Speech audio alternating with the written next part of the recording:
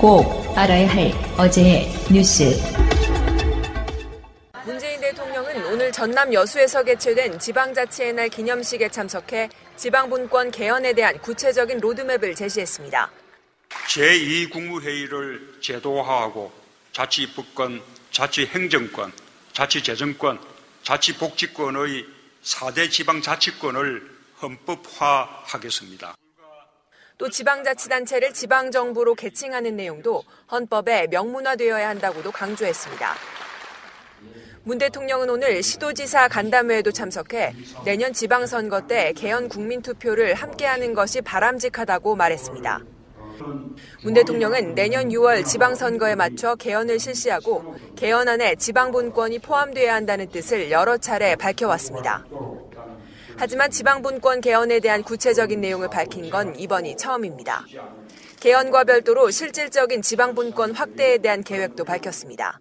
국세와 지방세 비율을 7대3으로 이루고 장기적으로 6대4 수준이 되도록 개선하겠습니다. 국회에서 개헌 논의가 진전이 없는 가운데 정부가 일부지만 먼저 구체안을 제시한 것이어서 주목됩니다. 2014년 12월 중앙안전관리위원회 회의입니다. 정홍원 국무총리와 각 부처 장관 등이 참석해 국가안전계획과 원형어선 침몰사고 대책을 논의했습니다. 중앙위는 재난안전법에 따른 기구로 이처럼 총리를 위원장으로 해 재난 관련 중요 정책을 심의하도록 돼 있습니다. 위원들을 규정하고 있는 이 법의 시행령입니다. 1호에 각 부처 장관, 2호에서는 국가정보원장 등이, 3호에는 경찰청장 등이 적시돼 있습니다. 유독 4호만이 2015년 6월 30일 삭제됐습니다. 확인 결과 삭제된 부분은 국가안보실의 국가위기관리 업무를 총괄, 지휘하는 공무원이라는 문구였습니다. 중앙위 위원회에서 국가안보실장만을 빼버린 겁니다. 시행령 개정 작업은 당시 국민안전처가 맡았는데 이 과정에 국가안보실이 직접 개입한 정황이 나타났습니다.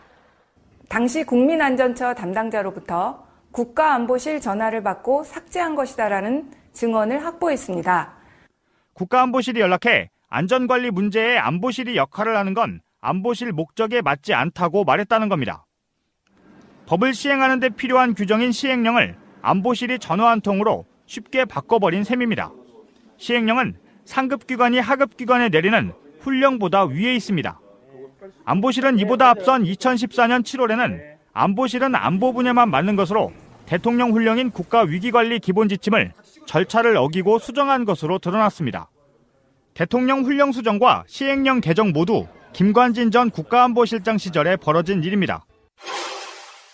2013년 국정원은 댓글 사건 수사와 관련해 현안 TF를 꾸렸습니다. 압수수색에 대비해 가짜 심리전단 사무실을 꾸며놓고 대북 심리전 활동의 일환으로 댓글 작업을 벌인 것처럼 가짜 회의록과 문건도 만들었습니다. 사정당국 등에 따르면 이에 가담한 국정원 직원들이 최근 검찰 조사에서 파견 검사들이 중요한 역할을 했다고 진술했습니다. 또 댓글 공작을 지시하는 내용이 담긴 원세훈 전 국정원장 회의록에서 이른바 검게 칠한 뒤 숨기는 기닉 작업에도 검사들이 깊게 관여했다는 진술도 나왔습니다. 2013년 국정원엔 장호중 감찰실장 외에도 법률보좌관 등 대여섯 명의 검사들이 근무하고 있었습니다. 검찰은 이들 중 3명 정도가 연루된 것으로 파악했습니다. 현재 장 전 실장은 부산지검장으로 근무 중이며 검찰은 조만간 소환해 사실관계를 확인할 방침입니다. 방송 중간에 좋아요를 눌러주시면 새날팀들에게 큰 힘이 됩니다. 미리 감사합니다. 트위터가 진짜 언론입니다. 1979년 10월 26일 궁정동 안가에서 정치 좀 대국적으로 하십시오. 신비가 세 발을 쐈죠. 너 박정희야? 나 저기야 저기. 퐁퐁퐁. 물론 이 방송 듣는 분들 중에 혹시나 박정희의 지지자가 있다면 불편할 수도 있어요. 그런 분들이 있어요. 연세가 좀 있는 분들은 박정희가 경제성장을 시킨 그런 인물이라고 생각하는 분들도 있습니다. 그렇다고 그게 100% 잘못된 말도 사실 아니지만 군사 독재라는 강력한 힘을 통해서 재벌 대기업 위주로 경제성장시킨 건 맞고요. 거기까지는 인정. 그렇지만 지금 현대에서는 그 시스템이나 제도가 오히려 우리 국민들의 삶을 좀 가로막고 있는 측면도 있는 것이고요. 그건 뭐 공고화라고 표현하지만 아주 절대적인 공리라고 저는 생각하지는 않아요. 예를 들어서 한국적인 어떤 풍토 또는 한국적인 어떤 사람들의 그 수준이랄까요, 국민성이랄까요 보면 박정희만이 뭐 경제 성장을 이끌었을 거다 저는 그렇게 생각하지는 않거든요.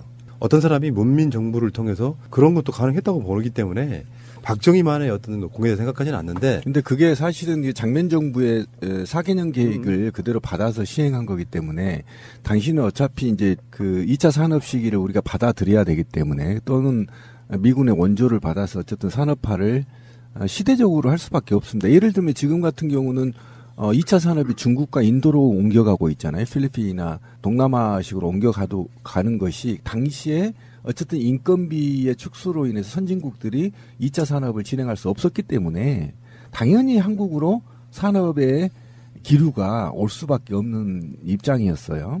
그리고 미군이 어쨌든 한국을 발전시켜야 되는 시대적 사명을 갖고 있었기 때문에 또 미국 정책에 의해서도 발생이 된 거지 박정희가 특별한 경제적 무슨 마인드를 갖고 발전시킨 건 아니다. 이거는 2공화국의 내용을 아시는 분은 다 알아요. 예, 그 경제발전 계획을 박정희가 수립한 게 아니라는 거죠. 맞습니다. 예. 이제 경제 발전에 대한 부분 말고 민주주의적 차원에서 그냥 객관적으로 봐야죠. 저도 태어났을 때 대통령은 박정희가 영원히 하는 줄 알았던 뭐 그런 시대를 좀 살았죠. 왕인 줄 알았죠. 네, 그러니까 18년 동안 참 그 묘한 그 18이라는 숫자. 네. 18년 동안 그 자리에 있으면서 민주주의가 사라졌잖아요. 제도로서의 민주주의가 흔들리고 구타는 일은 이제 없습니다. 민주주의가 밥이고 밥이 민주주의가 되어야 합니다. 한국적 민주주의라고 인권 이상한 거를 들여왔었죠. 예, 그다음에 정상적인 경제적, 그러니까 지금의 제왕적인 재벌 구조가 박정희가 만든 거거든요.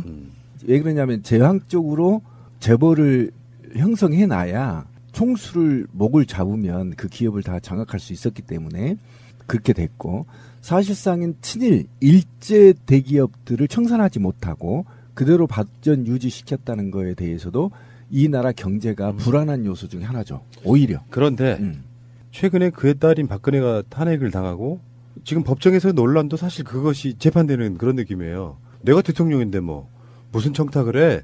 어차피 재벌들이 와서 다 알아서 해주는 거예요. 이 느낌으로 그냥 전혀 업그레이드 되지 않은 채로 국정 운영이랄까 이런 걸 하다가 결국은 국민으로부터 파면당한 거. 기구하죠. 그죠. 네. 아버지는 구미에 사는 측근한테 총 맞아 죽고 엄마는 누군가에 의해서 또 총 맞아 죽고, 그리고 결국은 그의 딸은 정치적으로 생명 끝났죠. 얼마만큼 역사가 무서운지를 우리는 깨달아야 됩니다. 예. 굉장히 역사는 현명합니다. 박정희 전 그 당시 대통령이 한국적 민주주의라는 시스템을 도입을 하면서 사실은 민주주의가 아니었죠. 그런데 그 당시 정부에서는 한국적 민주주의라고 포장을 했는데 저는 기억이 나요. 교육받던 기억이. 한국적 민주주의가 뭐냐면 정부의 힘이 무소불위로 강한 민주주의 시스템, 상권 분립이 안 되는, 거기에 직접 투표가 직접 민주주의 요소가 완전히 없어지는, 국민의 주권을 완전히 빼앗는 통일주체국민회의라는 기관을 만들어서 그 기관이 대통령 투표를 하는 그런 시스템을 만들어놨었어요. 그것이 박정희 정부에서 사실은 민주주의를 압살한 가장 대표적인 케이스거든요. 그 사람들이 주장하는 10월 유신, 그것도 쿠데타거든요.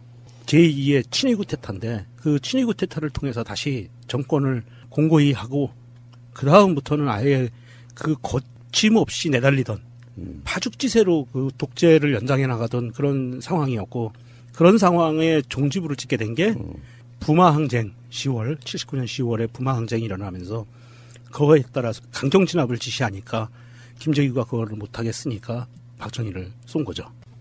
예. 그래서 국립현충원, 박정희가 묻혀야 될 것은 사실 아니죠. 그렇죠. 국립현충원에 지금 친일파 장교 출신인 박정희 씨가 묻혀 있는데 10월 26일 오늘 이제 거기서 추도식 이런 거를 했었나 봐요. 38주기.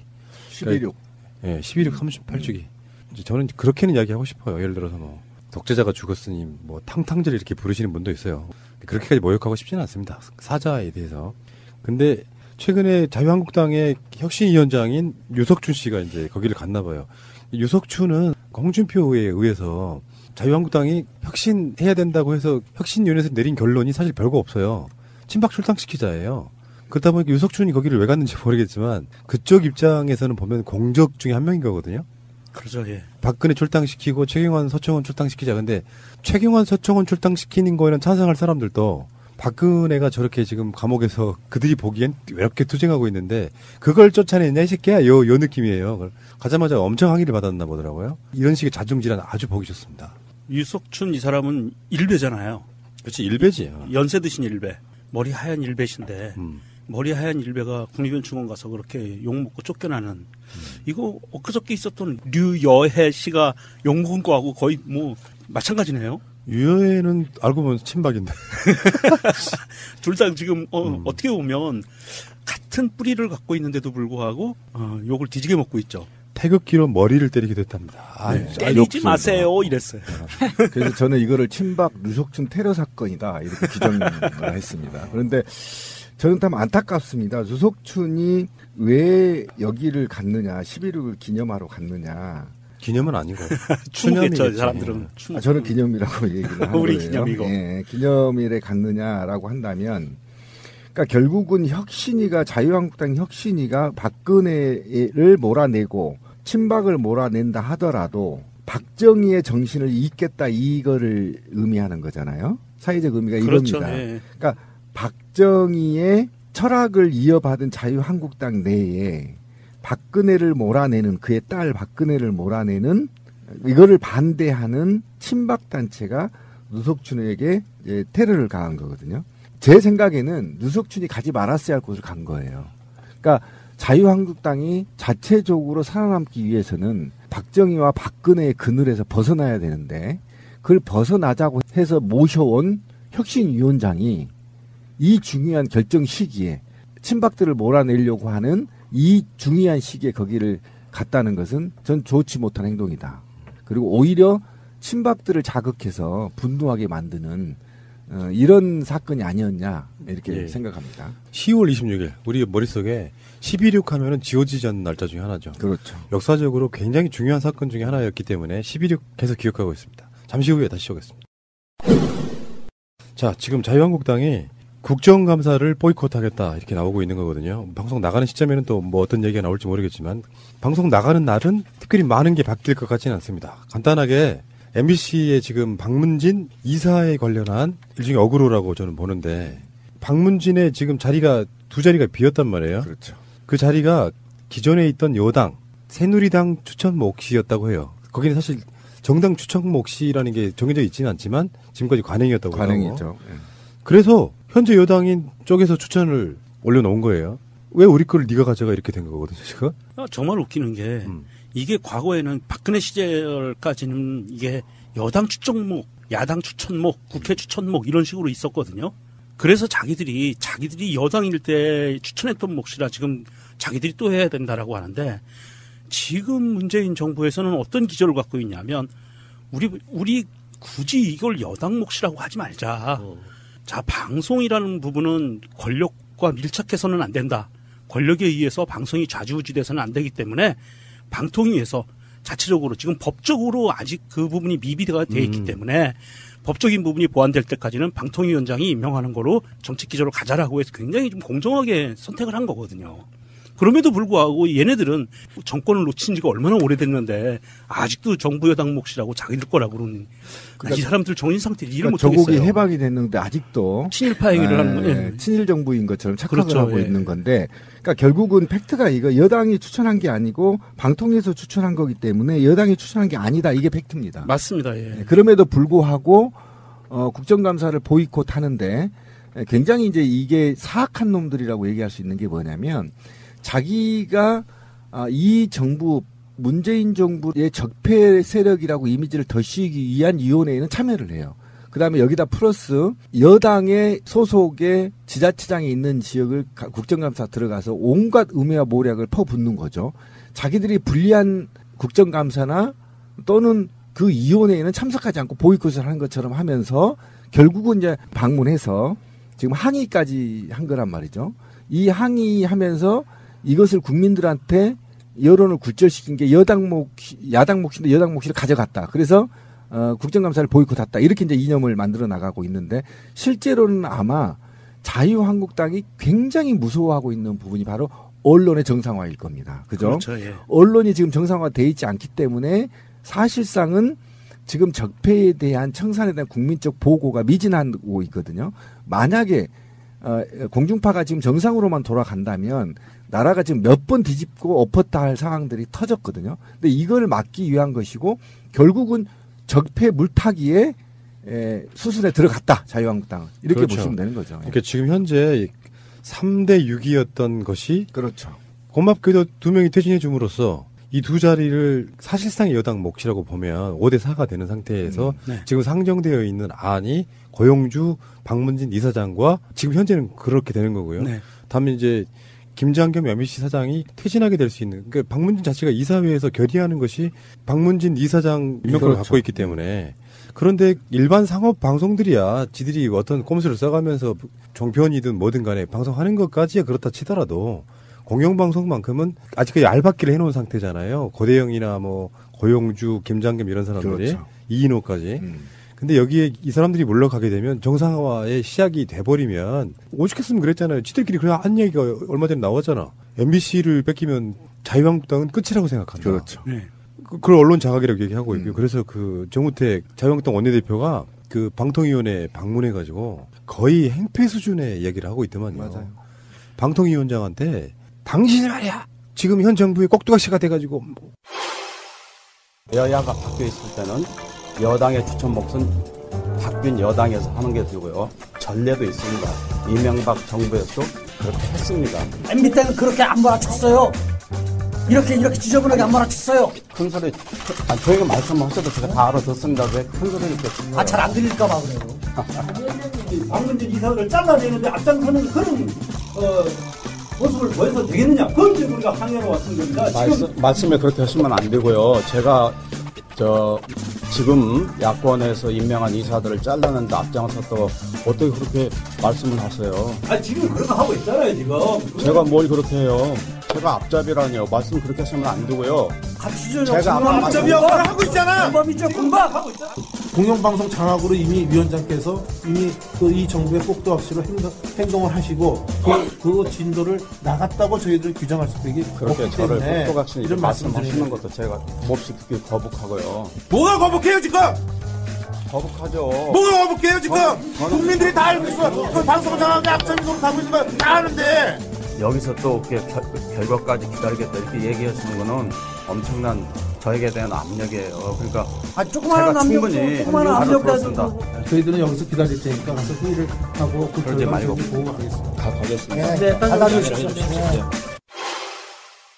그렇게 적반하장인 세력들은 저는 없다고 봐요. 그러니까 이미 정치 수준을 넘어서 깡패들이 떼거리로 몰려다니면서 욕하고 반말하고 자유한국당은 지금 거의 막장의 길을 가고 있거든요.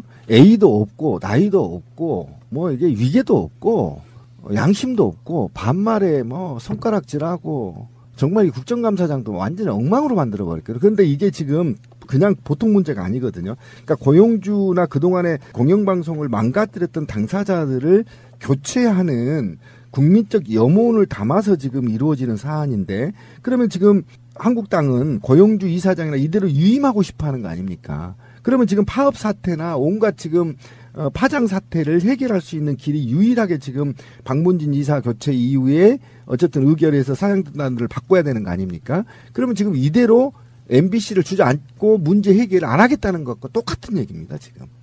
그런데 여기에다 대고 삭대질하고 큰 소리 치고 방송 개판 만들자는 거죠. 그 이호성 방통위원장이 이제 뭐 굉장히 착하시더라고요.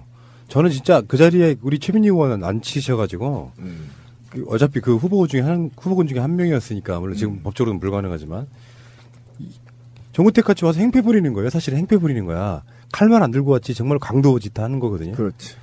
거기다 대놓고 제대로 한번 이렇게 쏴줬으면 좋겠을까 이런 생각이 좀 들 정도로 싸대기라도 안 되나 어떻게 방송 장악에 뭐 여러 가지 문건들도 나오고 있는 그 세력들이 지금 현 정부한테 방송 장악이라는 이야기를 해요. 그 이야기는 전혀 다른 정치 세력이 한다고 해도 시도 안 막힐 이야기인데 당사자들이 나와가지고 그렇게 양아치 짓을 하고 있습니까? 그러니까 국회 윤리법에 짱돌형을 하나 넣어야 돼요.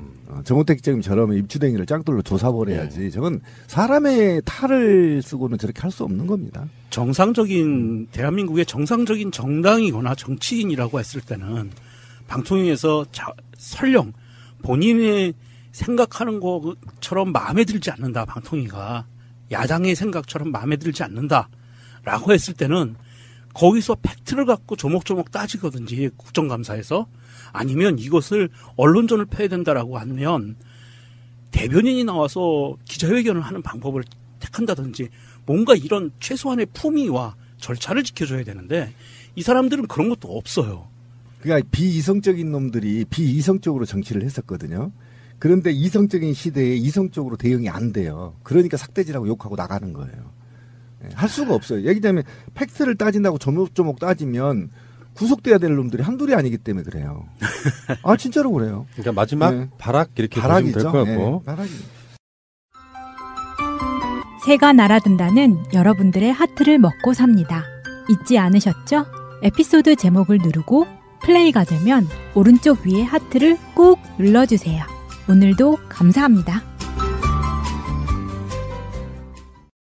더 많은 분들이 들을 수 있도록 하트 꼭 눌러주세요.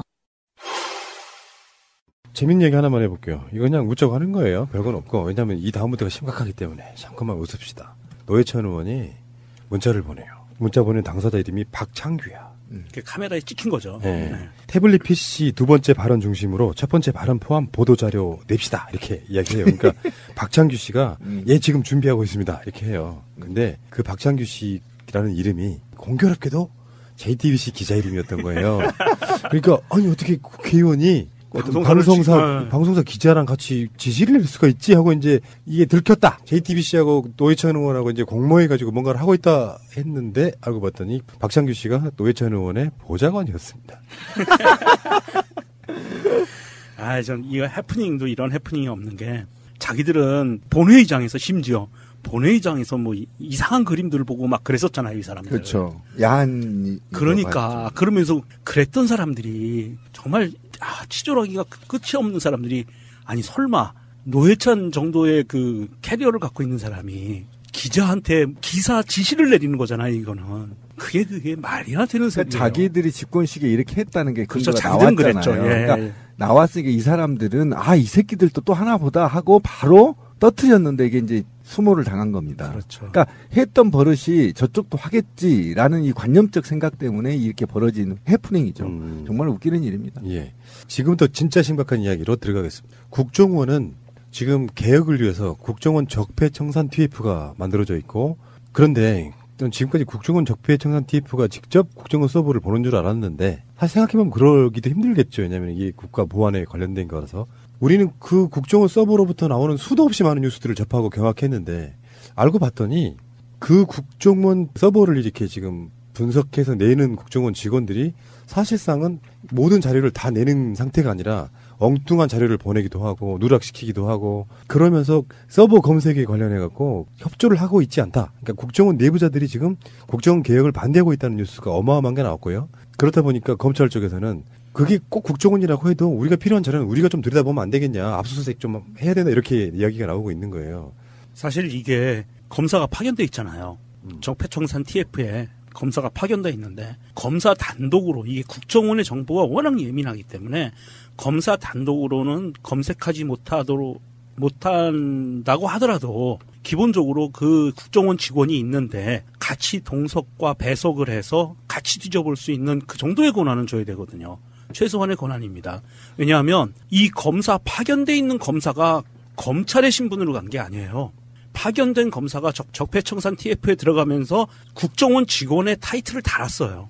그렇게 해야만 그 내부 작업이 가능하기 때문에. 그랬는데도 불구하고 이 파견된 검사가 정보에 접근할 수 있는 걸 원천적으로 차단이 돼 있는 상태다. 내부자들끼리만 이 정보를 갖고 논다라고 하는 거는 우리가 그동안 기대해왔던 거는 완전히 다르게 움직이고 있었구나. 이거 좀 굉장히 심각한 사안인 것 같아요. 내부자들끼리 이렇게 정보를 갖고 논다면 이것은 어떻게 보면 자기들의 조직 논리, 조직을 보호하기 위한 내부자 논리가 우선할 수도 있는 그런 위험성이 굉장히 높거든요. 국정원장이라고 해서 국정원 전체를 디테일하게 장악할 수는 없잖아요. 그렇죠. 그러니까 기존에 있던 그만한 국정원 직원들이 사실 우리 국정원이 척칭 개 털리는 거 못 보겠다 해서 선별해서 그 정보를 준다면 이것은 국정원 개혁에 눈 가리고 아웅하기밖에 안 되는 거죠. 그럼요. 이게 사실 국정원장, 우리 서훈 국정원장이 됐지만 국정원장이 갖고 있는 가장 큰 힘은요. 조직의 인사 관리잖아요. 인사를 제대로 된 사람을 인사 배치할 수 있는 권리, 권한 이런 것들이 굉장히 좀 큰데 제가 보는 느낌에서는 이 기사를 보니까 확 와닿는 게 야 정말 이 국정원의 뿌리, 바닥, 하급 직원들까지도 이게 그 완전히 물이 들어있는 상태구나 하는 느낌이 드는 생각이에요. 비밀 공작이라는 미명 아래 저기 밑에 7급부터 통제가 불가능한 4급 수준까지 4, 5급 수준까지 엄청난 정보들을 수집하는 거 아닙니까? 그 수집 정보를 가공해서 윗사람한테 보고하는 게 있고 없는 게 있고 그 다음에 이들은 감각적으로 이 정보가 누구한테 절신한지를 안단 말이에요. 정보기관이기 때문에. 그러면 이 정보를 개인의 사익에 사용하거나 또는 대기업에 흘리거나 또는 제3국의 간첩한테 넘기거나 또는 그 내부에서 미국의 CIA에 또는 그런 우방국의 정보기관에 넘기거나 하는 정보파리 역할도 했을 가능성이 굉장히 높다라는 거죠. 그걸 통제할 수 있는 시스템이 국정원 내에 없다라는 게 지금 밝혀졌다. 그리고 우리 방송에서 계속 얘기했지만 이 정보의 주인은 과연 누구인가. 그리고 정보의 주인이 어쨌든 국정원장을 통해서 청와대가 소비를 하는 것인지 또 청와대에서 소비하고 또 이외의 것에 수집된 정보들은 누가 소비하는 것인지 분명히 이번 참의 개혁 안에 들어가야 된다. 이게 이제 밝혀진 거죠. 이게 지금 어떤 식의 그 프로세스가 있냐면요. 국정원 개혁 발전위원회가 이달 말 10월 말까지 15개 청산 과제 대부분의 결론을 낸대요. 그리고 그때까지 처리 못한 사안은 감찰실에다가 넘긴다고 해요. 그래서 현재 이제 사회 각 분야에서 지금 그 위원회에 들어와 있는 분들이 다 나가고 결론적으로 이제 국정원 개혁 TF에는 이제 현직 검사만 4명이 남는데 이건 이렇게 설명할 수가 있어요. 국정원과 검찰의 파워게임도 연관이 있다고 보는 거거든요. 그러니까 국정원을 절대적으로 의지했던 박근혜나 이명박 정권에서는 검찰을 알기를 정말 알로 봤다는 거 아니에요. 그러니까 국정원 한 번도 털지를 못하는 상태로 갔단 말이에요. 근데 거기에 남아있는 국정원 직원들이 어떤 이유가 됐건 간에 검찰이 자기네 걸 털어가는 것 자체를 용납을 못하는 거예요. 그렇죠. 이러면 정부 차원에서 검찰이 필요한 자료를 국정원으로 압수수색할 수 있게 해주는 게 저는 진짜 중요하다고 보고요. 실제로 어떤 식으로 지금 수사에 협조를 안 하는지 조사라고 보는 게 맞겠죠. 조사 플러스 수사인데 협조 안 하는지 예를 한번 들어줘 보세요. 사이버 댓글 외곽팀의 경우 수사 의뢰를 하면서 거기 투입된 특별활동비 예산과 집행 내역 등을 기록한 원장과 전표 없이 개별 영수증만 달랑 보내왔다고 합니다. 또 공작에 관여한 것으로 파악된 직원이나 관련자 명단에서 이름을 가리거나 지우고 보낸 사례도 있습니다. 그런 식인 거죠. 그러니까 검찰이 우리를 다 털어가는 건 우리 눈뜨고 못 봐. 이렇게 되면은 그렇다고 해서 지금 뭐 우병우 세력이나 뭐 이명박 세력이나 이런 사람들이 뭐 그걸 방해한다고 저는 보기는 어렵거든요. 주요 자리에 있는 사람들이. 근데 국정원에서 실무하는 사람들과 그 전체적인 분위기가 야, 대충 해서 보내라 뭐 이거 뭐 어차피 시간 지나고 나면 마치 이런 거 있잖아요. 이 기간만 끝나면 하는 거니까 소나기만 피하자. 네, 소나기 피하는 방식으로 대충 협조하는 척만 해라. 요 느낌이라고 하면 이거 절대 안 되죠, 이거는. 그죠. 그렇게 가능성이 높아요. 왜 그러냐면 기관대 이제 완력 싸움도 말려 있고 더더욱이 그동안에 어떻든 상부의 명령에 의해서 이렇게 불법적인 행위를 하는 거에 대해서 동조했기 때문입니다. 구성원들이. 그렇기 때문에 이들은 자기들 조직을 생존할 수 있는 범위까지만 사실은 개혁을 할 것이다. 검찰도 마찬가지고요. 이 두 곳을 다 믿지 못한다는 입장에서는 저는 적어도 아까 권 PD가 얘기한 대로 검찰은 사실상 정부가 개입하거나 또는 국민이 개입해서 국정원의 어느 선까지 압수수색을 하고 어느 선까지 밝혀야만 이것이 개혁이 되는 거냐를 공론화해서 당연히 진행해야 된다고 보고 이들한테 넘긴다는 것은 결국은 이들의 부처 이기주의 정도에서 마무리될 거다. 만약에 지금 서훈 국정원장이 제대로 계획을 하거나 또는 개혁특위가 제대로 개혁을 하기 위해서는 단 2가지면 됩니다. 특수활동비 내역을 해당 정보 국회 정보위에 제출하면 됩니다. 2번째, 정보 수집의 규모를 밝혀야 됩니다. 지금 사실 국민한테 정보 수집 규모를 밝혀야 되는데 이 규모가 어느 정도 규모로 정보를 수집했고 또 이 정보를 수집한 것을 지금 영구 폐기하는 것인지 또는 그 당신의 정보를 이 정도까지 내가 도감청했고 수집했습니다 하고 당사자한테 통보해야 됩니다. 당연히 통보했고 몇 건이 통보됐고 어느 정도까지 정보가 수집됐고 이것이 어떤 방식으로 영구적으로 폐지됐는지 또 다른 정보가 들어왔을 때 이 정보를 또 다시 활용할 수 없는 것인지까지 다 확인하는 것이 국정원의 사실은 제대로 된 개혁이거든요. 그렇게 하려면 지금으로는 부족하다. 국민적 만족도를 충족시킬 수 없다. 저는 분명히 말씀드립니다. 예, 이 사안에 대해서 우리 김현 대변인이 몇 가지 논평을 했는데요. 한번 들어보겠습니다. 그동안 국정원이 불법 정치 공작 등을 일삼아오며 국정원 조직이 얼마나 병들어 왔는지는 최근 수사 과정에서 여실히 드러났다. 그런 국정원의 적폐를 청산하는 작업에 온갖 자료들이 기록되어 있는 서버 검색은 가장 중요한 일이다.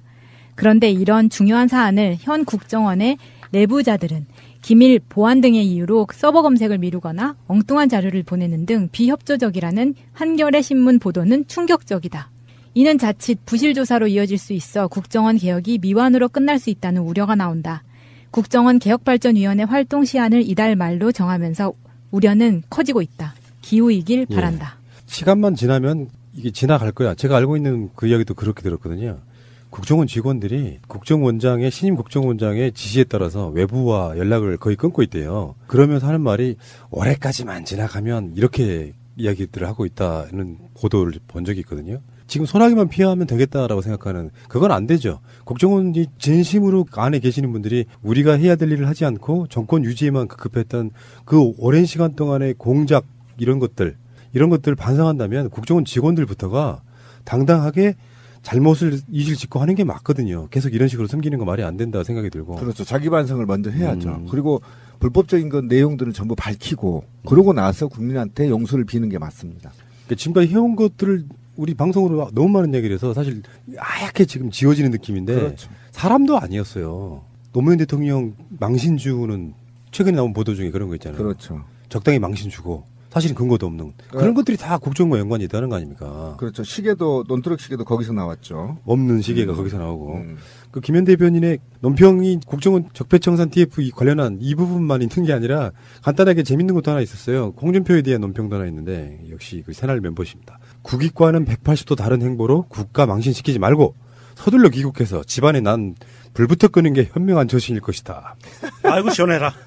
딱 맞는 말씀이네. 홍준표도 지금 들어오고 싶으면 미칠 거예요. 왜냐하면 서청원하고 최경환도요. 공관 국정감사하고 들어왔어요 지금. 이제 다시 전투태세가 좀 시작됐어. 홍준표도 빨리 들어와야 되고요. 이명박의 청와대가 댓글 공작의 컨트롤 타워를 운영했다. 이게 확인됐다는 것도 지금 서류로 나오고 있습니다. 저는 이걸 듣고 굉장히 충격을 사실은 그동안에 우리가 저도 얘기했지만 이거는 컨트롤 타워 그러니까 국정원, 군사이버사령부, 당 후보 캠프 그다음에 각종 기관, 검찰, 경찰 이것을 컨트롤하는 권력은 청와대밖에 없거든요. 이거는 맞아요. 네. 이거는 할 수가 없어요. 이거는 그냥 상식적으로 보더라도 마찬가지입니다. 지금 검찰하고 국정원하고도 완력 싸움을 하는데 당의 권력을 놓고 그다음에 다음 대통령이 누가 되냐에 따라 자기의 신변이 달라지거든요. 그런데 이 엄청난 이권을 놔두고 자기들 부처끼리 서로 협조하면서 댓글을 달고 부정선거를 자행하거나 또는 사회를 혼란시킬 수 있었다? 이건 거의 불가능하다. 그러면 적어도 누군가의 컨트롤 타워가 일사불란하게 이 기관들을 움직였다라면 바로 청와대밖에 없다라는 거예요. 예. 이철희 의원이 이번에 국정감사 때 입수한 건데요. 그렇죠. 문건의 내용을 좀 알려주세요. 2008년 7월 23일에 작성된 문건 청와대 사이버 컨트롤 타워 조직 편성 운영에서 보면 청와대에서는 대통령 직속으로 홍보기획관실과 위기정보상황팀 조직을 편성, 인터넷상 국민 소통 및 사이버 안전 보장을 위한 컨트롤 타워 역할에 진력하고 있음이라고 되어 있습니다. 컨트롤 타워? 이거 많이 듣던 말 아니에요, 이거? 국민의 안전을 위한 컨트롤 타워는 청와대가 아니다. 그러게. 그러니까 주진우의 우리 각하는 꼼꼼하십니다 말이 이제 알겠죠. 아니 이게 정말 분노가 치미는 게 내용을 보면 이 사람들이 수행한 업무를 보면 단적으로 이렇게 나와 있어요. 인터넷 공간 통제를 위한 컨트롤 타워 역할. 통제. 야, 완전히 인터넷 공간, 이 열린 공간을 통제하겠다라는 생각을 기본 베이스에 깔고 갔던 거예요, 이 사람들이. 이 사람도 참 생각 자체가 일단 나쁘고 좋고를 떠나서 후자. 진짜 후자. 결국은 이게 얼마나 큰 부작용이 일어날 거냐면 통제를 한번 해보면 통제해본 버릇이 있어요.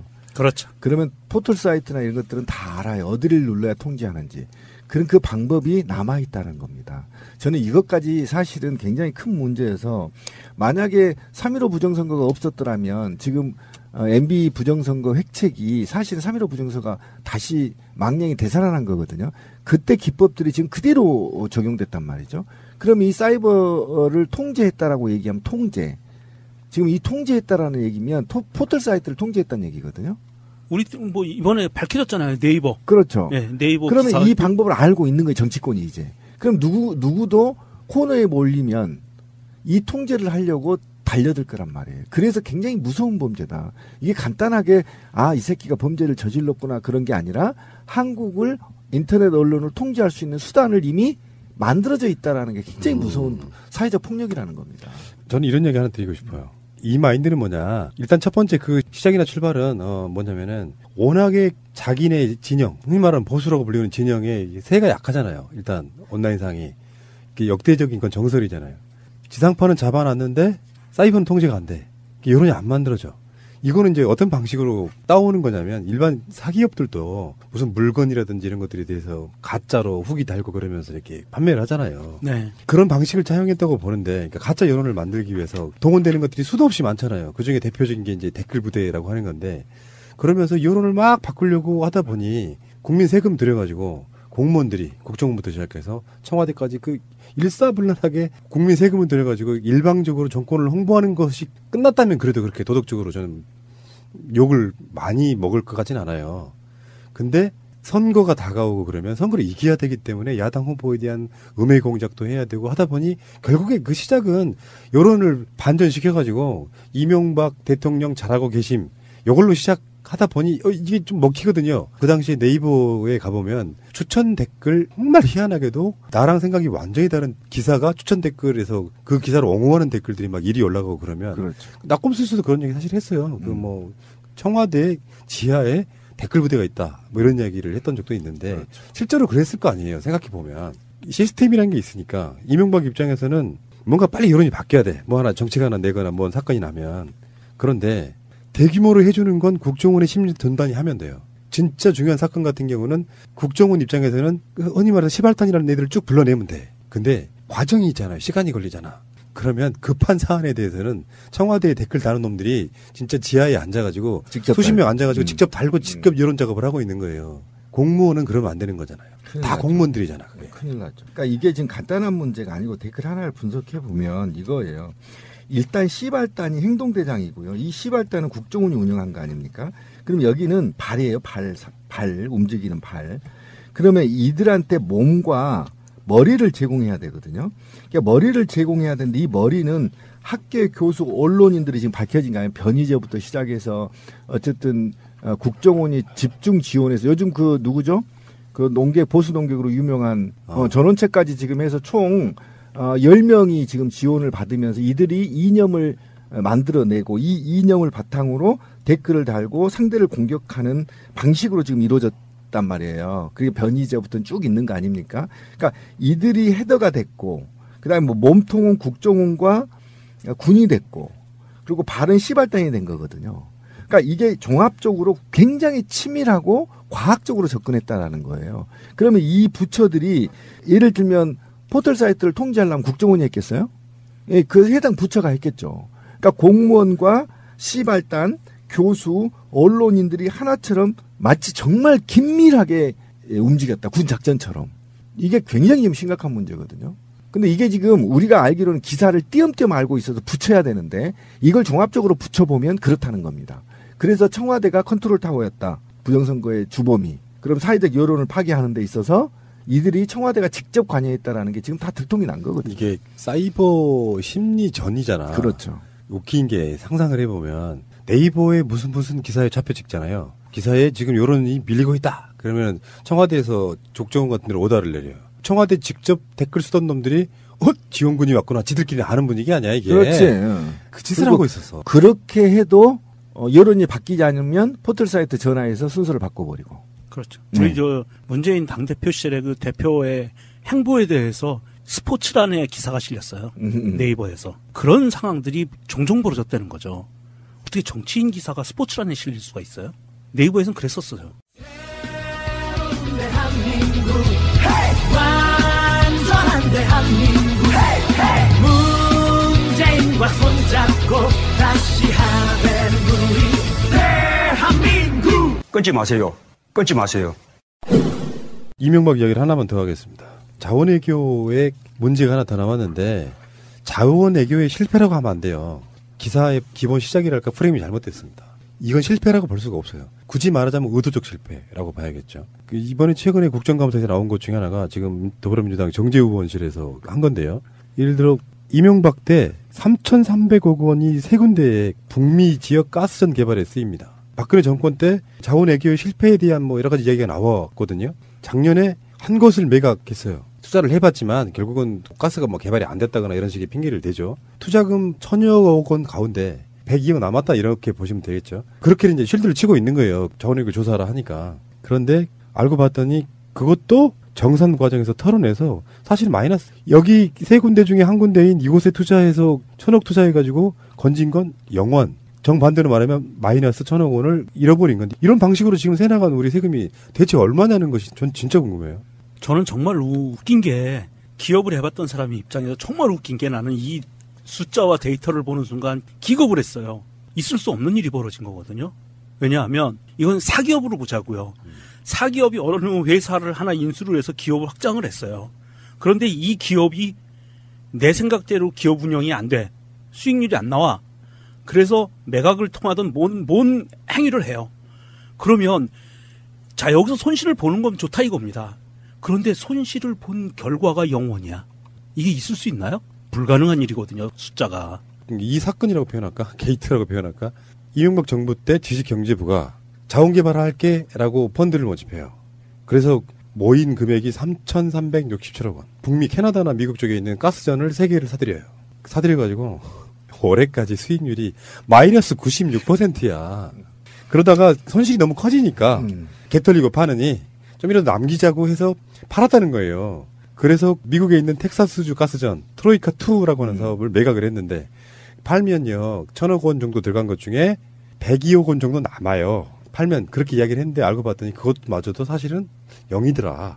이 방식으로 해먹었어 진짜. 그러니까 이게 우리가 그냥 뭐 이 저수지 게임에 나오는 거 그거는 접어놓고요. 우리가 상식적으로 보자고요. 상식적으로 기관 투자자, 정부가 투자한 모든 사업은요. 손실률을 계산을 하고 투자를 해요. 그래서 내가 이거를 투자를 해서 60%까지 손실을 보게 되면 턴다. 이런 그 프로그램이 돼 있습니다. 그래서 투자를 할 때 그냥 막 투자를 하는 게 아니에요. 그런데 저는 정말 기겁을 한 게 이거예요. 다 공제하고 나니까 0원 남았어. 이거 불가능한 숫자라는 거거든요. 어떻게 이게 나올 수가 없다는 거예요. 결국은 이게 이제 기획정책, 그렇죠. 기획되지 않고는 불가능한 숫자가 나온 거예요. 어떻게 이 돈을 어디로 뺐는지가 이제 관건이고 이걸 이제 조사하겠다고 하는 거 아닙니까? 그런데 문제는 트로이카 2개 남은 거를 또 그럼 이제 뭐 매각 절차를 밟겠다라고 하는데 얘네들도 0원이 돼버릴 확률이 높잖아요. 그 아까 102억 원 남아라고 이야기했는데 털고 보니까 제로 광구 운영 채무. 광고 운영을 할 때 이제 이렇게 하청을 주는 회사한테 운영을 줬는데 돈 줘야 될 거 인건비 이게 이제 차익금이라고 하죠. 이게 채무입니다. 차익금. 뭐 임금 채무라든지 지급해야 될 채무인 거죠. 네. 채무 차익금을 털고 났더니 이 회사가 궁금하다 진짜. 검은머리 외국인 회사. 명박이 냄새가 또 심하게 나는데 나이도 이제 80 다 돼가는데 그 돈 갖다가 그 시영이한테 다 안겨준다고 해도 이게 뭘 의미가 있어 이게. 이 새끼 돈에 대한 그 집요한 집착은 내가 봤을 때 이건 병 수준이에요. 이건 치료해줘야 돼요. 그러니까 자원외교가 그때 이제 우리가 기억이 솔솔솔 나잖아요. 노무현 정부 때 러시아 가스관 한국에 북을 통해서 가져오는 사업. 이것이 이제 우리 한국의 에너지의 뭐 30년 정책이라고 굉장히 좋은 정책이었었거든요. 근데 그거를 대통령이 되자마자 폐지해버리고 계약 폐지해버리고 러시아가 그때 얘기를 한 게 뭐냐면 이명박이 이렇게 얘기했어요. 북한에서 가스를 빼가면 어떡하냐. 그렇게 러시아가 하는 말이 그러면 게이지를 강릉에 설치해 줄게. 여기까지 제안을 했는데 계약을 폐지해 버렸다거든요. 이명박이. 그러고 나서 자기가 자원외교 하겠다고 밖에 나가서 돌아다녔던 거는 얘는 그때부터 기획을 했던 겁니다. 머릿속에. 어떻게 돈을 내가 이걸 빼먹어야 되겠다. 그래서 종합적으로 지금 자원 에너지 외교가 다 누군가의 호주머니로 들어갔다. 나는 그 70도 훨씬 넘은 노인한테 제 욕하고 싶지는 않은데 이 새끼는 진짜 도저히 이해가 안 된다. 자, 이명박 머지 않았는데요. 일단 잡아놓고 조사를 해야 되고 이명박과는 전혀 다른 리더십, 다른 분, 우리 GH, MB와 다른 GH를 한번 보겠습니다. 그네. 예, 이게 그럴 줄 알았어. 통일은 대박이다라고 박근혜 정권 초기 때 국민들한테 되게 선동을 많이 했을 때 우리 방송으로 무슨 얘기를 했냐면 통일은 대박이다. 무슨 이 미친, 그러니까 우리는 통일하면 그냥 무조건 평화통일만 생각해 왔잖아요. 근데 사실은 무력에 의한 흡수통일. 이게 박근혜 정권의 기조였다고 보거든요. 이걸 어떤 새끼가 기획했는지 모르겠는데. 근데 그 후로 이제 박근혜의 통일은 대박이다. 그러니까 사실상 밖으로 흡수통일이란 표현 위에 무력까지 포함되면서 국민들이 엄청 싫어하잖아요. 그러니까 예를 들면 그들의 계획은 이거였던 것 같아. 북한이 굶고 하면서 걔들은 핵개발에만 쓰이고 하니까 결국에는 내부적으로 무너져가지고 이게 북한이라고 하는 나라 전체가 해체될 것이다. 이렇게 봐왔던 어떤 기획자가 있다고 보는데 그 후로 박근혜 이 아젠다를 채워줘야 되니까 국정원이 계속해서 가짜 정보만 박근혜한테 줬다는 겁니다. 거기에 딱 맞는 정보들로 가공해서 가짜로. 예. 그 북한에서 벌어지고 있는 온갖 그 정보들을 수집한 다음에 그 수집한 정보 중에 통일은 대박론에 어울리게 정보를 가공해서 가짜로 만들어서 주고 나머지는 아예 보고도 안 했다. 이런 내용이거든요. 그러면 이런 내용이라고 하면 핵무기 개발하고 있고 대륙간 탄도미사일 개발하고 있던 거 국정원이 알고 있으면서도 보고 안 했다는 얘기예요. 이거 굉장히 심각한 얘기거든요. 그냥 손 놓고 있었다. 진짜 코미디는 그 북한의 장마당이라고 하는 공간에서 시장이죠. 예, 패싸움이 났대요. 그래서 이거를 체제에 불만을 가진 사람들이 집단 반발하고 있다. 그때 그랬었어요, 진짜. 아이고. 그리고 뭐 그 숙청도 안 됐는데 숙청했다고 거짓말 치고. 그다음에 그 아까 말씀하신 대로 그 새누리당 기본 정책이 무역 통일이에요. 이거의 소스가 이제 국정원에서 만들어졌다는 거고 그 소스를 만드는 건 누군가에 의해서 무력 통일을 원하는 국정원 내에 암약한 세력들이 만들어낸 정보를 갖고 새누리당이 사실은 무력 통일을 주장하고 있는 거고 그게 표면적으로 드러났던 게 박근혜 정부에서 드러난 거죠. 이거는 제가 볼 때 헛발질이라는 생각을 거의 국민들 다 했었잖아요, 그때. 그러니까 그죠? 사실 우리가 그때 방송했던 것도 보면은 우리가 국정원보다 훨씬 나아. 이게 국정원은 이런 식으로 개입하면 안 되는 거고 어떤 정보를 가졌을 때 감정을 싫지 않고 냉철하게 분석해서 줘야 국가가 제대로 돌아가는데 중요한 자료가 되는데 보십시오. 장성택이 숙청당했습니다. 그러면 장성택을 따르는 사람들에 의해서 김정은은 축출될 겁니다. 그러니까 북한은 스스로 붕괴가 되니까 이제 난민만 오면 우리가 그 땅을 주워 담으면 됩니다. 이런 방식으로. 그렇지. 위기의식. 그 말도 안 되는 고조. 논리를 펴낸 거고요. 장성택은 친중파였었잖아요. 친중파였었기 때문에 중국과의 그 아주 단단한 연결고리가 있었음에 또 장성택을 처형했다라고 하는 정보가 첩보가 들어왔다면 그것은 김정은이 자기 체제를 견고히 하기 위한 시도라고 이렇게 분석을 해야 상식이에요. 그런데 그걸 거꾸로 분석을 한 거예요. 그래서 박근혜한테 그걸 보고를 했는데 저는 이렇게 생각을 합니다. 이 부분에 대해서 이 북한 통일대박론은 북한을 끊어들이는 이슈는 그 새누리류의 박정희 때부터 갖고 오던 아주 오래된 고전적인 수법이거든요. 북한 이슈. 그것을 나는 이명박이 기획한 국정원의 정보들을 이명박이 컨트롤했던 정보들을 박근혜에다 덮어 씌웠다라는 저는 그렇게 봐요.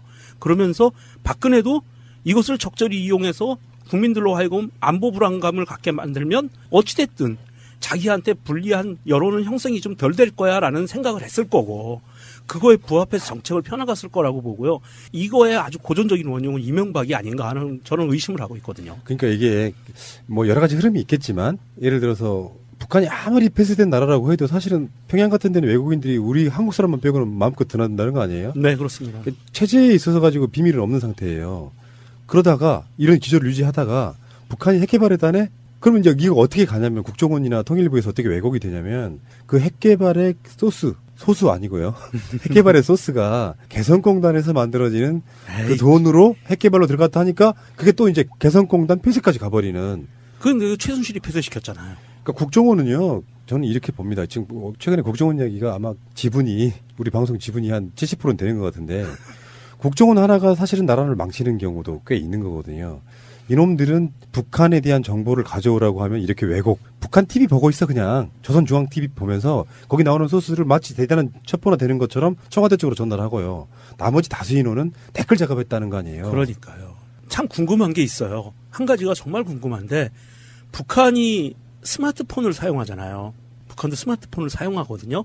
그 북한 내에서 고유의 안드로이드 운영체제를 이용해서 운영체제를 만들어서 스마트폰을 씁니다. 많은 인민들이 쓰고 있어요. 특히 평양 지역 같은 경우는 굉장히 많아요. 보급률이.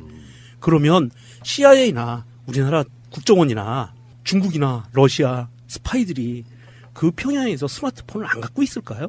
갖고 있을 거라고 보거든요. 정보라는 게 고급 정보도 있겠지만 사실상 예전에 정보로 인식됐던 것들 중에 상당히 다수, 유의미한 다수, 3분의 2 정도는 정보가 아닌 것들이 된 시대가 돼버렸거든요. 그럼요. 그러니까 예를 들어서 이런 거야. 북한이 핵 개발하고 있다가 고급 정보일까요? 저는 그렇게 생각하지 않거든요. 그냥 상식인 거죠. 그건. 어디서 하냐가 고급 정보가 되려면 미국이나 또는 한국에서 거기를 폭격할 때만 의미가 있는 거야. 근데 세계적 글로벌 시대에는 핵 개발하고 있는 그 위치와 장소는 고급 정보가 아니야. 그렇죠. 이미 아니라고요. 그러니까 국정원이 할 수 있는 한계에 패러다임을 저는 4차 산업혁명 시대에 대비하려면 국정원이 가장 먼저 이런 식으로 탈바꿈 해야 된다고 생각해요. 정보가 야당 모 문재인 당대표가 누구를 만났다가 정보가 될 수 없다고요. 실제로 필요한 정보는 전쟁할 거 아니면 진짜 필요한 정보는 산업정보 같은 거예요. 우리나라 거 밖으로 못 나가게 해줘. 그렇죠.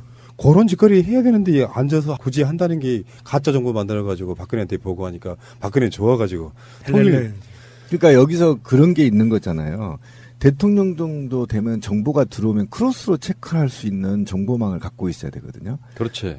그래서 그런 권한들을 준 거란 말이에요. 국정원이 지금 북한이 곧 붕괴되고 우리가 어쨌든 무력 통일할 수 있다라고 얘기를 한다면 그러면 군 사이버 사령부 가져와봐 정보. 그다음에 또 국제 무슨 뭐 가져와봐 정보. 가져와서 비교 분석해서 자기가 정책을 객관적으로 받아야 되는 한 곳에서만 받았다는 거고. 근데 국정원은 왜 그러면 정보를 이렇게 허위 사실을 날조해서 왜 수차례 박근혜한테 보고를 했느냐 이게 관건이잖아요. 제가 볼 땐요 박근혜가 초반에 북한하고 한반도 신뢰 프로세서 어쩌고저쩌고 해가지고 관계 개선을 중국과 북한을 좀 하려고 노력을 했었어요. 처음에. 맞아요. 그거를 못하게 막으려고 하는 암약한 세력들이 이거 정보를 계속 박근혜를 통해서 박근혜를 옥조인 게 아니냐. 저는 이거 의혹을 던져보는 것이고요.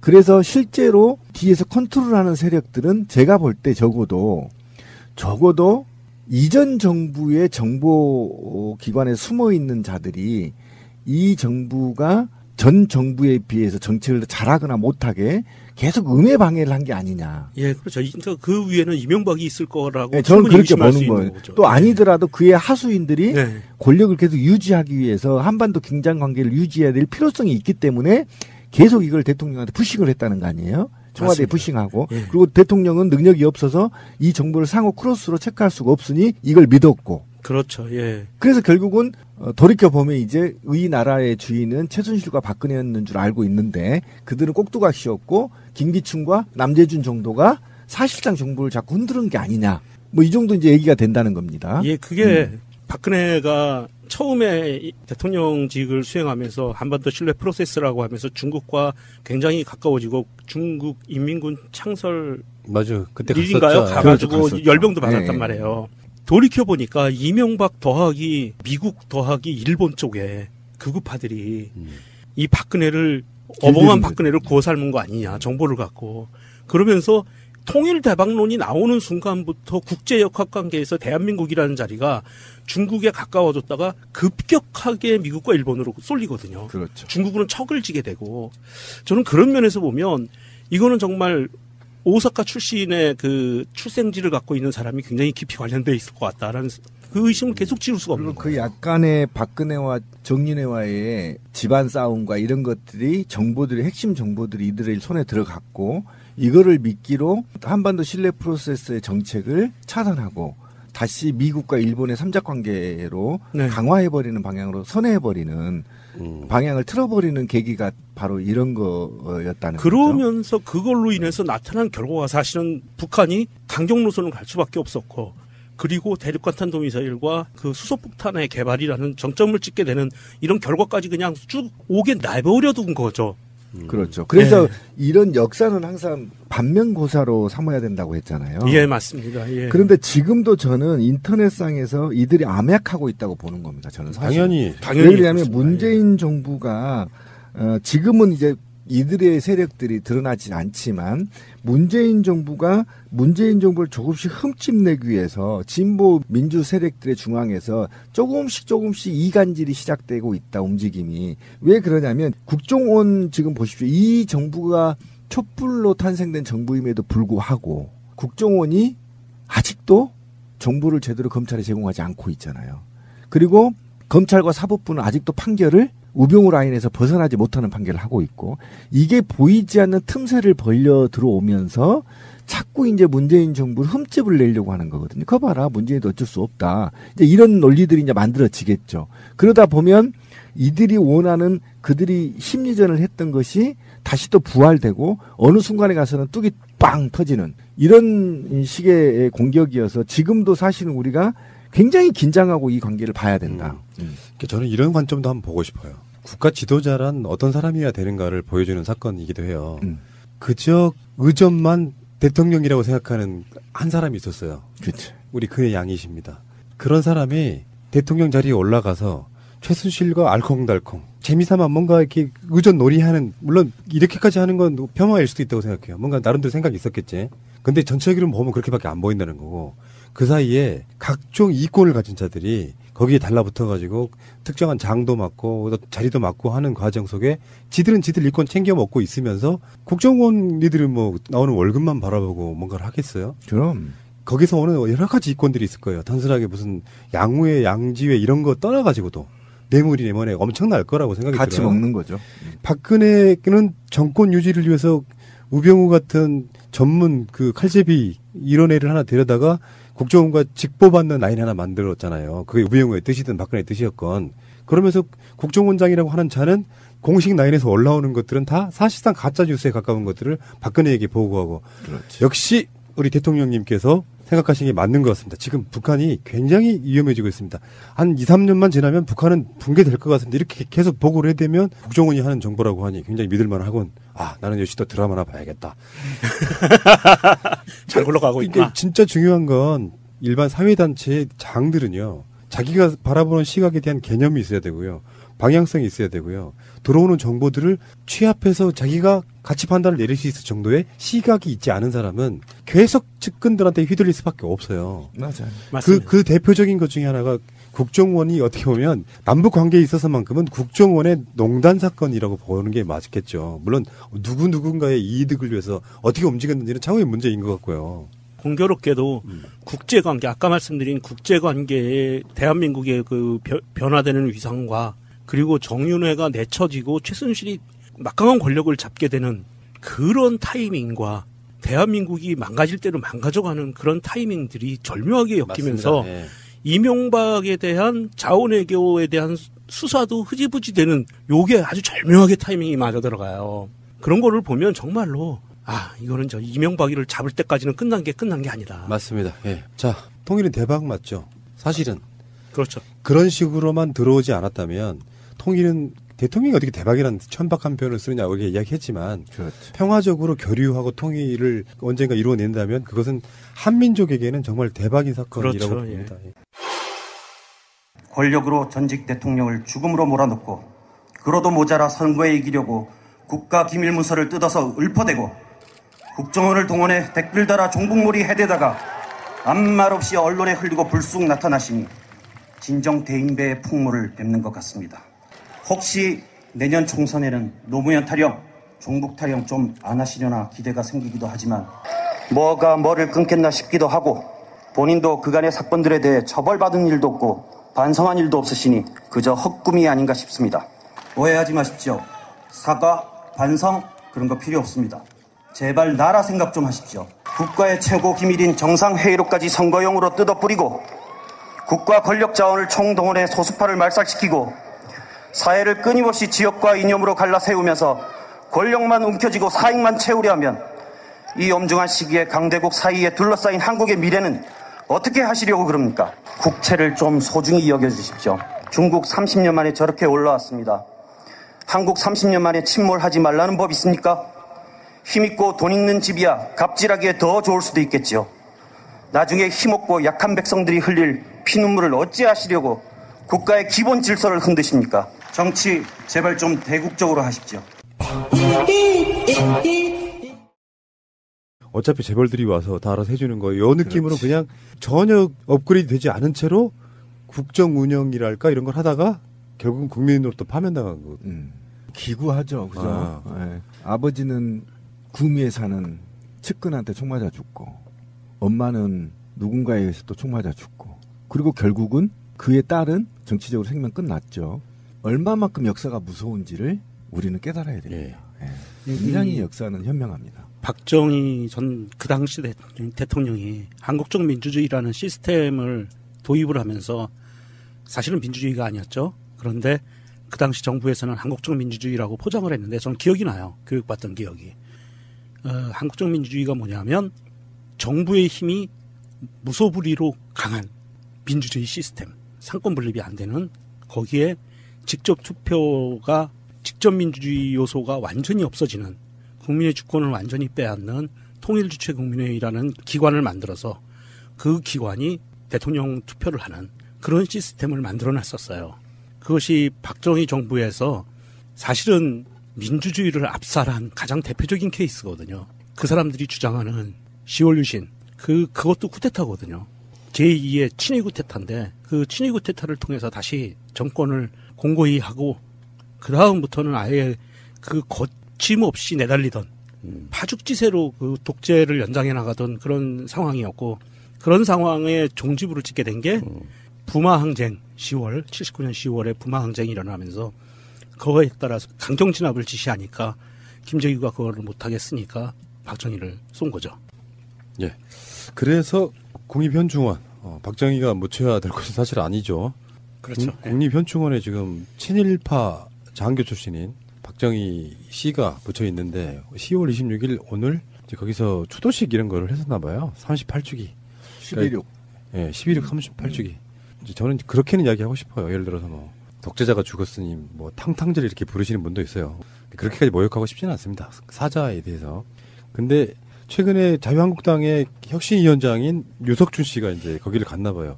유석춘은 홍준표에 의해서 자유한국당이 혁신해야 된다고 해서 혁신위원회에서 내린 결론이 사실 별거 없어요. 친박 출당시키자예요. 그렇다 보니까 유석춘이 거기를 왜 갔는지 모르겠지만 그쪽 입장에서는 보면 공적 중에 한 명인 거거든요. 그렇죠. 예. 박근혜 출당시키고 최경환, 서청원 출당시키자. 근데 최경환, 서청원 출당시키는 거에는 찬성할 사람들도 박근혜가 저렇게 지금 감옥에서 그들이 보기엔 외롭게 투쟁하고 있는데 그걸 쫓아내냐 이 새끼야 요 느낌이에요. 가자마자 엄청 항의를 받았나 보더라고요. 이런 식의 자중질환 아주 보기 좋습니다. 유석춘 이 사람은 일베잖아요. 그렇지, 일베지요. 연세 드신 일베, 머리 하얀 일베신데 머리 하얀 일베가 국립현충원 가서 그렇게 욕먹고 쫓겨나는 이거 엊그저께 있었던 류여해 씨가 욕먹은 거하고 거의 뭐 마찬가지네요. 유여해는 알고 보면 친박인데. 둘 다 지금 어떻게 보면 같은 뿌리를 갖고 있는데도 불구하고 욕을 뒤지게 먹고 있죠. 태극기로 머리를 때리기도 했답니다. 네, 때리지 마세요 이랬어요. 그래서 저는 이거를 친박 유석춘 테러 사건이다 이렇게 규정을 했습니다. 그런데 저는 참 안타깝습니다. 유석춘이 왜 여기를 갔느냐, 11.6을 기념하러 갔느냐. 기념은 아니고 추모겠죠. 사람들은 추모. 저는 기념이라고 얘기를 하는 우리 거예요. 기념이고. 예, 기념일에 갔느냐라고 한다면, 그러니까 결국은 혁신이가 자유한국당 혁신이가 박근혜를 몰아내고 친박을 몰아낸다 하고 있거든요. 만약에 공중파가 지금 정상으로만 돌아간다면 나라가 지금 몇 번 뒤집고 엎었다 할 상황들이 터졌거든요. 근데 이걸 막기 위한 것이고 결국은 적폐 물타기에 수순에 들어갔다. 자유한국당은. 이렇게 그렇죠. 보시면 되는 거죠. 그러니까 지금 현재 3대 6이었던 것이 그렇죠. 고맙게도 2명이 퇴진해 줌으로써 이 두 자리를 사실상의 여당 몫이라고 보면 5대 4가 되는 상태에서 네. 지금 상정되어 있는 안이 고용주, 박문진 이사장과 지금 현재는 그렇게 되는 거고요. 네. 다음에 이제 김장겸 MBC 사장이 퇴진하게 될 수 있는, 그러니까 박문진 자체가 이사회에서 결의하는 것이 박문진 이사장 임명권을 그렇죠. 갖고 있기 때문에. 그런데 일반 상업 방송들이야 지들이 어떤 꼼수를 써가면서 종편이든 뭐든 간에 방송하는 것까지야 그렇다 치더라도 공영방송만큼은 아직까지 알박기를 해놓은 상태잖아요. 고대영이나 뭐 고용주, 김장겸 이런 사람들이 그렇죠. 이인호까지. 근데 여기에 이 사람들이 물러가게 되면 정상화의 시작이 돼버리면 오죽했으면 그랬잖아요. 지들끼리 그래 한 얘기가 얼마 전에 나왔잖아. MBC를 뺏기면 자유한국당은 끝이라고 생각한다. 그렇죠. 네. 그걸 언론 장악이라고 얘기하고 있고요. 그래서 그 정우택 자유한국당 원내대표가 그 방통위원회에 방문해가지고 거의 행패 수준의 얘기를 하고 있더만요. 맞아요. 방통위원장한테 당신이 말이야 지금 현 정부의 꼭두각시가 돼가지고 여야가 바뀌어 있을 때는 여당의 추천 몫은 바뀐 여당에서 하는 게 되고요. 전례도 있습니다. 이명박 정부에서도 그렇게 했습니다. MB 때는 그렇게 안 몰아쳤어요. 이렇게 지저분하게 안 몰아쳤어요. 큰 소리, 저희가 말씀하셔도 제가 다 알아듣습니다. 왜 큰 소리 이렇게 치세요? 잘 안 들릴까봐 그래요. 박문진 이사를 잘라내는데 앞장서는 그런 모습을 보여서 되겠느냐? 그건 이제 우리가 항의로 왔던 겁니다. 말씀에 그렇게 하시면 안 되고요. 제가 지금 야권에서 임명한 이사들을 잘라내는데 앞장섰다고 어떻게 그렇게 말씀을 하세요? 지금 그런 거 하고 있잖아요, 지금. 제가 뭘 그렇게 해요? 제가 앞잡이라니요. 말씀 그렇게 하시면 안 되고요. 제가 앞잡이 역할을 하고 있잖아. 공범이죠, 공범. 하고 있잖아. 공영방송 장악으로 이미 위원장께서 이미 이 정부의 꼭두각시로 행동을 하시고 그 진도를 나갔다고 저희들 규정할 수밖에 그렇게 없기 저를 때문에 꼭두각시 이런 말씀하시는 것도 제가 몹시 듣기 거북하고요. 뭐가 거북해요 지금? 거북하죠. 뭐가 거북해요 지금? 국민들이 다 알고 있어. 그 방송 장악에 앞잡이 노릇하고 있는 거 다 아는데. 여기서 또 결과까지 기다리겠다 이렇게 얘기하시는 거는 엄청난 저에게 대한 압력이에요. 그러니까 조그마한 압력, 조그마한 압력이라도 저희들은 여기서 기다릴 테니까 가서 회의를 하고 그 그러지 말고 보고 가겠습니다. 가겠습니다. 네, 받아주십시오. 그렇게 적반하장인 세력들은 저는 없다고 봐요. 그러니까 이미 정치 수준을 넘어서 깡패들이 떼거리로 몰려다니면서 욕하고 반말하고 자유한국당은 지금 거의 막장의 길을 가고 있거든요. A도 없고 나이도 없고 뭐 이게 위계도 없고 양심도 없고 반말에 뭐 손가락질하고 정말 이 국정감사장도 완전히 엉망으로 만들어버렸거든요. 그런데 이게 지금 그냥 보통 문제가 아니거든요. 그러니까 고용주나 그동안에 공영방송을 망가뜨렸던 당사자들을 교체하는 국민적 염원을 담아서 지금 이루어지는 사안인데 그러면 지금 한국당은 고용주 이사장이나 이대로 유임하고 싶어 하는 거 아닙니까? 그러면 지금 파업 사태나 온갖 지금 파장 사태를 해결할 수 있는 길이 유일하게 지금 박문진 이사 교체 이후에 어쨌든 의결해서 사장단들을 바꿔야 되는 거 아닙니까? 그러면 지금 이대로 MBC를 주저앉고 문제 해결을 안 하겠다는 것과 똑같은 얘기입니다, 지금. 그런데 꼭 알아야 할 어제의 뉴스. 문재인 대통령은 오늘 전남 여수에서 개최된 지방자치의 날 기념식에 참석해 지방분권 개헌에 대한 구체적인 로드맵을 제시했습니다. 제2국무회의를 제도화하고 자치입법권, 자치행정권, 자치재정권, 자치복지권의 4대 지방자치권을 헌법화하겠습니다. 또 지방자치단체를 지방정부로 개칭하는 내용도 헌법에 명문화되어야 한다고도 강조했습니다. 문 대통령은 오늘 시도지사 간담회에도 참석해 내년 지방선거 때 개헌 국민투표를 함께하는 것이 바람직하다고 말했습니다. 문 대통령은 내년 6월 지방선거에 맞춰 개헌을 실시하고 개헌안에 지방분권이 포함돼야 한다는 뜻을 여러 차례 밝혀왔습니다. 하지만 지방분권 개헌에 대한 구체적인 내용을 밝힌 건 이번이 처음입니다. 개헌과 별도로 실질적인 지방분권 확대에 대한 계획도 밝혔습니다. 국세와 지방세 비율을 7대3으로 이루고 장기적으로 6대4 수준이 되도록 개선하겠습니다. 국회에서 개헌 논의가 진전이 없는 가운데 정부가 일부지만 먼저 구체안을 제시한 것이어서 주목됩니다. 2014년 12월 중앙안전관리위원회 회의입니다. 정홍원 국무총리와 각 부처 장관 등이 참석해 국가안전계획과 원형어선 침몰사고 대책을 논의했습니다. 중앙위는 재난안전법에 따른 기구로 이처럼 총리를 위원장으로 해 재난 관련 중요 정책을 심의하도록 돼 있습니다. 위원들을 규정하고 있는 이 법의 시행령입니다. 1호에 각 부처 장관, 2호에서는 국가정보원장 등이, 3호에는 경찰청장 등이 적시돼 있습니다. 유독 4호만이 2015년 6월 30일 삭제됐습니다. 확인 결과 삭제된 부분은 국가안보실의 국가위기관리 업무를 총괄, 지휘하는 공무원이라는 문구였습니다. 중앙위 위원회에서 국가안보실장만을 빼버린 겁니다. 시행령 개정 작업은 당시 국민안전처가 맡았는데 이 과정에 국가안보실이 직접 개입한 정황이 나타났습니다. 당시 국민안전처 담당자로부터 국가안보실 전화를 받고 삭제한 것이다라는 증언을 확보했습니다. 국가안보실이 연락해 안전관리 문제에 안보실이 역할을 하는 건 안보실 목적에 맞지 않다고 말했다는 겁니다. 법을 시행하는 데 필요한 규정인 시행령을 안보실이 전화 한 통으로 쉽게 바꿔버린 셈입니다. 시행령은 상급기관이 하급기관에 내리는 훈령보다 위에 있습니다. 안보실은 이보다 앞선 2014년 7월에는 안보실은 안보 분야만 맡는 것으로 대통령 훈령인 국가위기관리 기본지침을 절차를 어기고 수정한 것으로 드러났습니다. 대통령 훈령 수정과 시행령 개정 모두 김관진 전 국가안보실장 시절에 벌어진 일입니다. 2013년 국정원은 댓글 사건 수사와 관련해 현안 TF를 꾸렸습니다. 압수수색에 대비해 가짜 심리전단 사무실을 꾸며놓고 대북 심리전 활동의 일환으로 댓글 작업을 벌인 것처럼 가짜 회의록과 문건도 만들었습니다. 사정당국 등에 따르면 이에 가담한 국정원 직원들이 최근 검찰 조사에서 파견 검사들이 중요한 역할을 했다고 진술했습니다.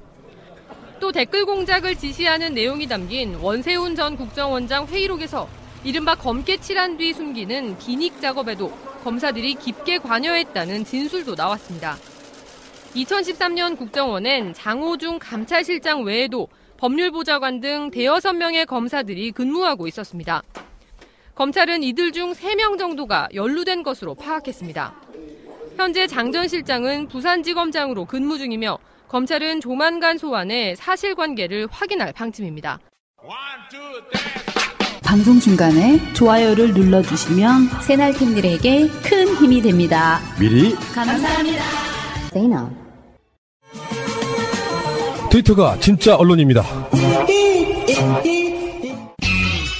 1979년 10월 26일 궁정동 안가에서 정치 좀 대국적으로 하십시오. 신비가 세 발을 쐈죠. 너 박정희야? 나 저기야 저기. 퐁퐁퐁. 물론 이 방송 듣는 분들 중에 혹시나 박정희의 지지자가 있다면 불편할 수도 있어요. 그런 분들이 있어요. 그러니까 연세가 좀 있는 분들은 박정희가 경제 성장을 시킨 그런 인물이라고 생각하는 분들도 있습니다. 그렇다고 그게 100% 잘못된 말도 사실 아니지만 군사 독재라는 강력한 힘을 통해서 재벌 대기업 위주로 경제 성장시킨 건 맞고요. 거기까지는 인정. 그렇지만 지금 현대에서는 그 시스템이나 제도가 오히려 우리 국민들의 삶을 좀 가로막고 있는 측면도 있는 것이고요. 그건 뭐 공고하라고 표현하지만 아주 절대적인 공리라고 저는 생각하지는 않아요. 예를 들어서 한국적인 어떤 풍토 또는 한국적인 어떤 사람들의 그 수준이랄까요, 국민성이랄까요 보면 박정희만이 뭐 경제 성장을 이끌었을 거다 저는 그렇게 생각하지는 않거든요. 어떤 사람이 문민 정부를 통해서 그런 것도 가능했다고 보기 때문에 박정희만의 어떤 공예다 생각하지는 않는데. 근데 그게 사실은 장면 정부의 4개년 계획을 그대로 받아서 시행한 거기 때문에 당신은 어차피 이제 그 2차 산업 시기를 우리가 받아들여야 되기 때문에 또는 미군의 원조를 받아서 어쨌든 산업화를 시대적으로 할 수밖에 없습니다. 예를 들면 지금 같은 경우는 2차 산업이 중국과 인도로 옮겨가고 있잖아요. 필리핀이나 동남아식으로 가는 것이 당시에 어쨌든 인건비의 축소로 인해서 선진국들이 2차 산업을 진행할 수 없었기 때문에 당연히 한국으로 산업의 기류가 올 수밖에 없는 입장이었어요. 그리고 미군이 어쨌든 한국을 발전시켜야 되는 시대적 사명을 갖고 있었기 때문에 또 미국 정책에 의해서도 발생이 된 거지 박정희가 특별한 경제적 무슨 마인드를 갖고 발전시킨 건 아니다. 이거는 2공화국의 내용을 아시는 분들은 다 알아요. 예, 그 경제발전 계획을 박정희가 수립한 게 아니라는 맞습니다. 예. 이제 경제 발전에 대한 부분 말고 민주주의적 차원에서 그냥 객관적으로 봐야죠. 저도 태어났을 때 대통령은 박정희가 영원히 하는 줄 알았던 뭐 그런 시대를 좀 살았죠. 왕인 줄 알았죠. 네, 그러니까 18년 동안 참 그 묘한 그 18이라는 숫자. 네. 18년 동안 그 자리에 있으면서 민주주의가 사라졌잖아요. 제도로서의 민주주의가 흔들리고 구타는 일은 이제 없습니다. 민주주의가 밥이고 밥이 민주주의가 되어야 합니다. 한국적 민주주의라고 인권 이상한 거를 들여왔었죠. 예, 그다음에 정상적인 경제적, 그러니까 지금의 제왕적인 재벌 구조가 박정희가 만든 거거든요. 왜 그러냐면 제왕적으로 재벌을 형성해놔야 총수를 목을 잡으면 그 기업을 다 장악할 수 있었기 때문에 그렇게 됐고, 사실상은 친일 일제 대기업들을 청산하지 못하고 그대로 발전 유지시켰다는 거에 대해서도 이 나라 경제가 불안한 요소 중에 하나죠. 오히려. 그런데 최근에 그의 딸인 박근혜가 탄핵을 당하고 지금 법정에서 논란도 사실 그것이 재판되는 그런 느낌이에요. 내가 대통령인데 뭐 무슨 청탁을 해? 라도 박정희의 정신을 잇겠다 이거를 의미하는 거잖아요. 사회적 의미가 그렇죠, 이겁니다. 네. 그러니까 박정희의 철학을 이어받은 자유한국당 내에 박근혜를 몰아내는, 그의 딸 박근혜를 몰아내는 이거를 반대하는 친박단체가 누석춘에게 이제 테러를 가한 거거든요. 제 생각에는 누석춘이 가지 말았어야 할 곳을 간 거예요. 그러니까 자유한국당이 자체적으로 살아남기 위해서는 박정희와 박근혜의 그늘에서 벗어나야 되는데, 그걸 벗어나자고 해서 모셔온 혁신위원장이 이 중요한 결정 시기에 친박들을 몰아내려고 하는 이 중요한 시기에 거기를 갔다는 것은 전 좋지 못한 행동이다. 그리고 오히려 친박들을 자극해서 분노하게 만드는 이런 사건이 아니었냐 이렇게 생각합니다. 10월 26일 우리 머릿속에 12.6 하면은 지워지지 않는 날짜 중에 하나죠. 그렇죠. 역사적으로 굉장히 중요한 사건 중에 하나였기 때문에 12.6 계속 기억하고 있습니다. 잠시 후에 다시 오겠습니다. 자, 지금 자유한국당이 국정감사를 보이콧하겠다 이렇게 나오고 있는 거거든요. 방송 나가는 시점에는 또 뭐 어떤 얘기가 나올지 모르겠지만 방송 나가는 날은 특별히 많은 게 바뀔 것 같지는 않습니다. 간단하게 MBC의 지금 박문진 이사에 관련한 일종의 어그로라고 저는 보는데, 박문진의 지금 자리가 두 자리가 비었단 말이에요. 그렇죠. 그 자리가 기존에 있던 여당 새누리당 추천 몫이었다고 해요. 거기는 사실 정당 추천 몫이라는 게 정해져 있지는 않지만 지금까지 관행이었다고 하고. 관행이죠. 그래서 현재 여당인 쪽에서 추천을 올려놓은 거예요. 왜 우리 거를 네가 가져가 이렇게 된 거거든요, 지금. 정말 웃기는 게 이게 과거에는 박근혜 시절까지는 이게 여당 추천목, 야당 추천목, 국회 추천목 이런 식으로 있었거든요. 그래서 자기들이 여당일 때 추천했던 몫이라 지금 자기들이 또 해야 된다라고 하는데, 지금 문재인 정부에서는 어떤 기조를 갖고 있냐면 우리 굳이 이걸 여당 몫이라고 하지 말자. 자, 방송이라는 부분은 권력과 밀착해서는 안 된다.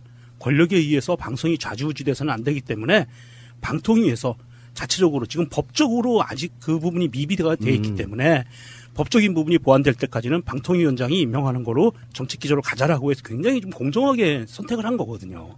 그럼에도 불구하고 얘네들은 정권을 놓친 지가 얼마나 오래됐는데 아직도 정부 여당 몫이라고 자기들 거라고 그러는, 그러니까 이 사람들 정신 상태를 이해를 못하겠어요. 조국이 해방이 됐는데 아직도 친일파 얘기를 하는 거예요. 친일 정부인 것처럼 착각을 그렇죠. 하고 있는 건데, 그러니까 결국은 팩트가 이거 여당이 추천한 게 아니고 방통위에서 추천한 거기 때문에 여당이 추천한 게 아니다, 이게 팩트입니다. 맞습니다. 예. 그럼에도 불구하고 국정감사를 보이콧하는데 굉장히 이제 이게 사악한 놈들이라고 얘기할 수 있는 게 뭐냐면, 자기가 이 정부, 문재인 정부의 적폐 세력이라고 이미지를 덧씌우기 위한 위원회에는 참여를 해요. 그다음에 여기다 플러스 여당의 소속의 지자체장이 있는 지역을 국정감사 들어가서 온갖 음해와 모략을 퍼붓는 거죠. 자기들이 불리한 국정감사나 또는 그 위원회에는 참석하지 않고 보이콧을 하는 것처럼 하면서 결국은 이제 방문해서 지금 항의까지 한 거란 말이죠. 이 항의하면서 이것을 국민들한테 여론을 굴절시킨 게 야당 몫인데 여당 몫을 가져갔다. 그래서 국정감사를 보이콧했다. 이렇게 이제 이념을 만들어 나가고 있는데, 실제로는 아마 자유한국당이 굉장히 무서워하고 있는 부분이 바로 언론의 정상화일 겁니다. 그죠? 그렇죠, 예. 언론이 지금 정상화되어 있지 않기 때문에 사실상은 지금 적폐에 대한 청산에 대한 국민적 보고가 미진한